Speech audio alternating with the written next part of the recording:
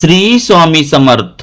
नमस्कार मित्रांनो, तुमच्या घरातही अशी परिस्थिती आहे का की पैसा कमवण्यासाठी दिवसभर कष्ट करावे लागतात, पण महिन्याच्या शेवटी हातात काहीच राहत नाही.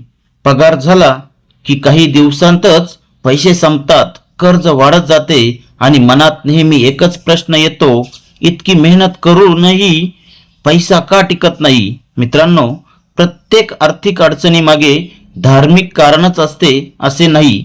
खर्चाच्या सवयी, नियोजनाचा अभाव आणि इतर व्यावहारिक कारणेही महत्त्वाची असतात.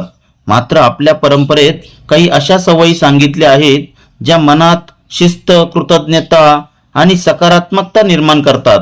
आजच्या या व्हिडिओमध्ये आपण अशाच 5 गोष्टी जाणून घेणार आहोत, त्यामुळे हा व्हिडिओ शेवटपर्यंत नक्की पहा. 1. पैशाचा आदर करा. आपल्या संस्कृतीत धनाला महालक्ष्मीचे प्रतीक मानले जाते, म्हणून पैशाचा अपमान करू नये अशी शिकवण दिली जाते. नोटा चुरगळून ठेवणे, नाणी इकडे तिकडे फेकणे, पैसा वाया घालवणे या सवयी टाळा. जेव्हा आपण पैशाचा आदर करतो तेव्हा आपण आपल्या मेहनतीचाही आदर करतो. व्यवस्थित पाकिट वापरा, खर्चाची नोंद ठेवा आणि गरज नसताना वस्तू खरेदी करू नका. 2. घरातील स्वच्छता आणि सकारात्मक वातावरण. घरातील स्वच्छता ही केवळ धार्मिक गोष्ट नाही, तर चांगली जीवनशैली आहे.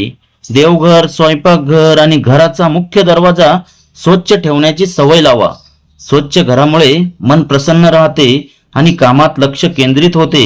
दररोज सकाळी देवासमोर दिवा लावा, थोडी प्रार्थना करा आणि दिवसाची सुरुवात सकारात्मक विचारांनी करा.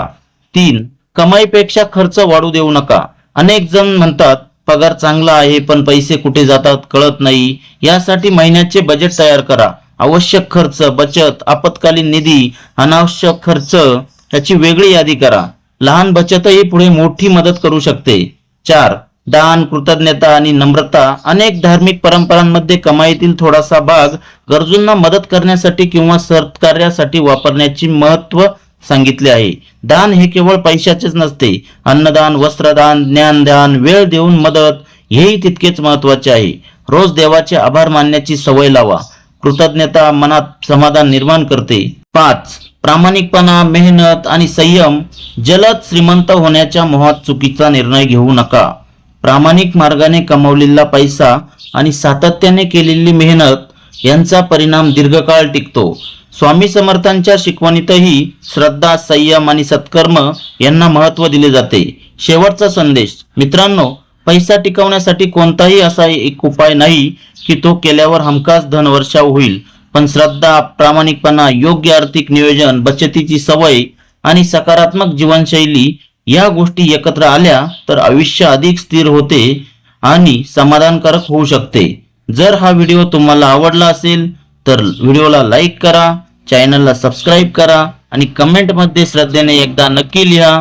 श्री स्वामी समर्थ. जय जय स्वामी समर्थ.